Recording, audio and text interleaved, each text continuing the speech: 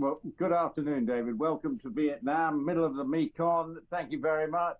I look red-faced just like that little trail because I've got sunburn. It's all very good, and it's nicely. Hey everyone, welcome back to the channel. Today, we're diving into the latest bombshell surrounding Meghan Markle and Prince Harry. Is the fairy tale finally over? Make sure to hit that subscribe button. Let's get into it. Hot and sweaty here, so there we go. Lovely. Sounds lovely. Look, I mean, very kind of you to break into your holiday and gallivanting around the world as you are. But I'm very grateful. Well, thank you, David. Yeah, well, I just thought I've been by the pool all day that I can spare you 20 minutes or so of my time. You can really go off people, by the way, and thanks for sending that photo as well. I was really not very happy about that when I saw that this morning. Well, I just thought I'd rub it in, but anyway. Now, there's a brilliant article which is about Harry and Meghan, our favourite couple, which was in the Telegraph. Harry and Meghan have really fallen out of favour, haven't they, with pretty much everyone. Harry and Meghan, according to this, we know they went to Pasadena in LA to offer hugs and sympathy to survivors of the wildfires. And it's gone down really badly. Yes, well, this article, it's all come out from a long article in Vanity Fair, which used to be a magazine that had certainly favourable views of Meghan and Harry. But this is a very detailed sort of analysis of their current state of play, talking to various people who have worked with them while they've been in America and sort of all trying to get an all-round picture. But reading the article, what you actually feel is that it's all very negative. One person does say, I think in the article, they seem very loved up, but it's the way that, of course, before they left, there were bullying allegations against Meghan, and now they're saying that once again, this leopard hasn't changed her spots, and that she has once again been bullying staff, talking about the podcast, which was very unsuccessful, and how difficult it was to put that together, and just the way they've gone about their behavior, their sort of approach to life. Nothing has changed, and certainly people in Montecito don't seem to like them very much, and it just really puts their current state of play. That, as if she's got this program coming out in being delayed now, coming out at the beginning of March. We saw her, of course, going to have that visit in Pasadena to meet some people who were victims of the horrible fires in LA, losing their houses. But again, their PR strategy just doesn't seem to be working. And if Vanity Fair has turned against them, then the future at the moment is pretty bleak for the Sussexes. Bullying allegations, a recurring pattern? The bullying allegations against Meghan Markle are back, this time from former staff on her Spotify podcast, Archetypes. Insiders describe the work environment as awful and painful. This isn't the first time Meghan has been accused of mistreating staff. Royal aides claimed she bullied employees at Kensington Palace. Is Meghan really as difficult to work with as they say?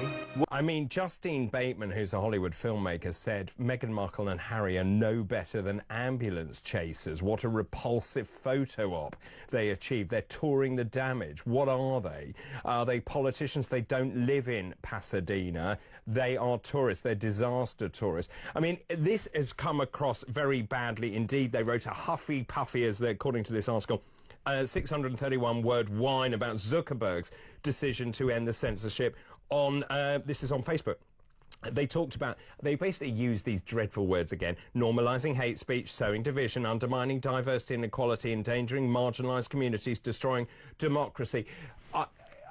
Do you know what? I don't think it is actually about the PR necessarily. I think it's about the intent. The intent, as far as I can see, is to further their own interests rather than looking after people that they purport to represent. Well, I think one of the problems is they've commercially got to make their life work. And obviously that's their most important priority now. How can they live the life that they want? Now, but America doesn't want dukes and duchesses running around the country. It's just not in their DNA. And yet here they are, the Duke and Duchess of Sussex are promoting, their life, and it's not going down well. And more importantly, they say they don't want the press, but they need the press. And their hypocrisy is currently writ large because they need the oxygen of publicity, but the way they're going about it is basically causing them more problems, and people are seeing through the act that they're bringing to the party. Now, his trial is going to be happening this week in London, the start of against the MGM and News International, I believe. So it's a big week for him in the court of law over here. What do you think? Let me know in the comments below. The Pasadena PR disaster. Meghan and Harry's recent trip to Pasadena, where they comforted wildfire victims. Sounds noble, right? Well, not everyone thinks so. Justine Bateman called them ambulance chasers, accusing them of disaster tourism. People are seeing through their PR strategies.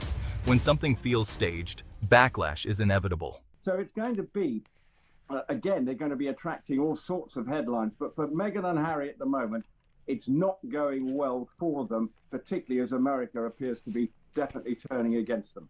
Well, I mean, I don't know if you've seen this. In the Sunday Times today, Prince Harry is said to have pitched a sociopath podcast to the Spotify. A lengthy new profile of the couple reveals this. This is again in Vanity Fair. They've got this deal with Spotify. Apparently, so he's pitched this really weird idea about, let's do a show on sociopaths.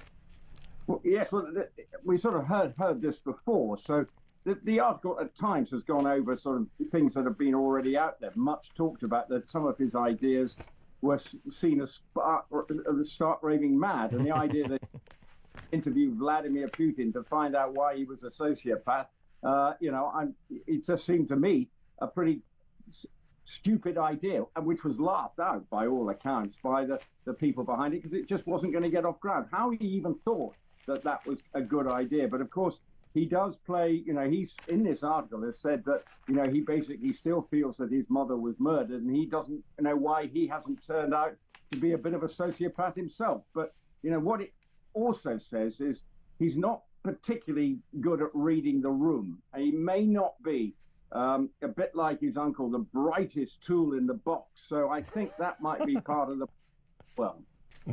Yeah. So, front page of the Mail. I'll tell you who looks fantastic. Sophie looks fantastic. 60. She's 60. And there's a lot of talk about her. She and her husband have just got on with it. She's kind of like a bit of a secret weapon, and she's really come into her own, I think, and she's matured. She's got an amazing dress sense now. I mean, I think it's fair to say, and you know far more than me, that when their engagement was announced, she was sort of, let's just say she dressed rather differently in sort of clompier shoes, and now obviously she's looking very elegant. Yeah, well, definitely. And I think one of the things, I think she's got confidence now in her role. She completely is at one with her status. She came from a PR background in the 90s, the day for Capital Radio, and then from a PR perspective, married in 1999. It hasn't always been a smooth road, but definitely towards the end of the Queen's and Prince Philip's life, she started to get more and more, her role became within the family much more important, and was very helpful at all times. But more importantly, and I know from speaking from people who work within the Duke and Duchess of Edinburgh's office, that they are a very hard-working pair. They don't want fuss and bother. They just want to get on with it. Media turning against them. Vanity Fair, once a supporter, is now critical of Meghan and Harry. The Sunday Times revealed Harry pitched a podcast about interviewing sociopaths. Yes, you heard that right. Their media credibility is falling apart. Hollywood insiders are reportedly tired of their entitlement. And try and help the royal family out as much as possible. And she is very much part of that and wants to just be, right, what do I need to do? I'll get on with it. She also does promote some pretty bold causes. I mean, she's not frightened of going to Ukraine and various other places to try and draw attention to certain issues. So she definitely has an understanding of what part she has to play within the pared down royal family. And of course she concentrates on women's issues, doesn't she, in conflict zones, and I admire her for that. So good for her, and happy birthday to her. I did name drop earlier. I've had dinner with her, so I just thought I'd throw that at you, Rupert. Have you? No, I haven't. Oh, dear. 1-0 to David Bowie, but have you presented an award to the Princess Royal? Anyway, there we go. Oh, very good. Touche, yes. Very good. Now, talking about booze, there's quite a brilliant story, isn't there, about Prince William? Yes, well, as you know, I'm an Aston Villa supporter. I'm sorry about that. But earlier this week, the future king, we know he is also a passionate Aston Villa supporter, as is his son George. They can, when it's all has to be worked out, often go to Villa Park, and the king, future king, will also nip into Bodymore Heath, which is the Aston Villa training ground, at any time if he should happen to be passing. But he wanted to arrange a chance when he was in Birmingham, he'd been talking at a conference for paramedics in Birmingham that was taking place, I think, on Wednesday. And then after that visit, he said, before I take my train back to London, I'd like to meet some proper die-hard Villa fans on their way to watch the match against Everton. And so he's ended up in a Wetherspoons, 8 of them, Wetherspoons table. I think he had a pint of cider, but they had a pint of Wetherspoons finest. And they had, by all accounts, the fans who were there, okay, they were hand-picked, but they all said that when they were talking Villa, he knew exactly what was going on with regard to the team, the transfers, how they've been playing, and he did say that as soon as he got home, he'd be watching the game. Luckily, the Aston Villa won 1-0, so that would have pleased him, and as it did me as well. But he shows that when it comes to Aston Villa, this is not a fake fan moment, as sometimes people in politicians, we've suddenly Tony Blair discovering that he was a die-hard Newcastle fan and was somewhat exposed, I think, by his lack of knowledge. So for once, we genuinely say Prince William's interest in Aston Villa is not just something for the headlines. He is a genuine fan. America is losing interest. Is America finally turning against Harry and Meghan? Their star power is fading. Their Netflix and Spotify deals haven't lived up to the hype, and their PR strategies keep backfiring. Even their Montecito neighbors reportedly want nothing to do with them. Meanwhile, other royals, like Princess Sophie, are quietly doing charity work.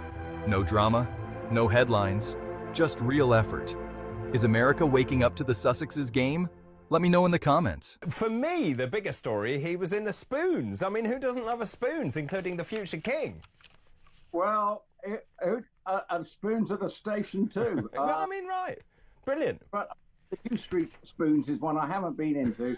I'm sure it was given a big clean-up before he arrived. And but anyway, the fact is, there he was in Birmingham, going around meeting Villa fans. I don't want to think Birmingham City fans think of it, but for Villa fans, it just proves that it's something that he's genuine about.